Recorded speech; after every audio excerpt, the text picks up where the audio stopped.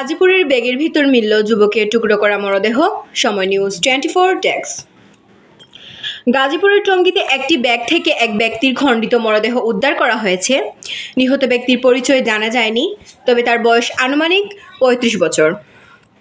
আজ শুক্রবার ৮ আগস্ট সকালে টঙ্গীর পূর্ব থানাধীন স্টেশন রোড এলাকায় ব্যাগটি পড়েছিল।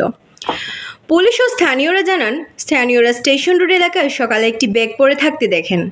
কয়েকজন কৌতূহলবশত ব্যাগটি খুলে টুকরো করা মরদেহ দেখতে পান। তারাই পুলিশকে বিষয়টি জানান। খবর পেয়ে টঙ্গী পূর্ব থানা পুলিশ সকাল ৯টার দিকে মরদেহ উদ্ধার করে।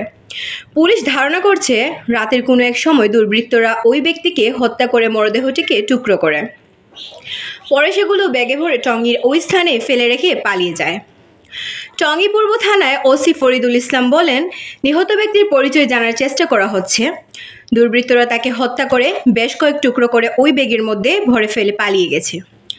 মরদেহ গাজীপুর শহীদ তাজউদ্দিন আহমেদ মেডিকেল কলেজ হাসপাতাল মর্গে পাঠানো হয়েছে। এই ব্যাপারে আইনি ব্যবস্থা নেওয়া হচ্ছে বলে জানান পুলিশের এই কর্মকর্তা।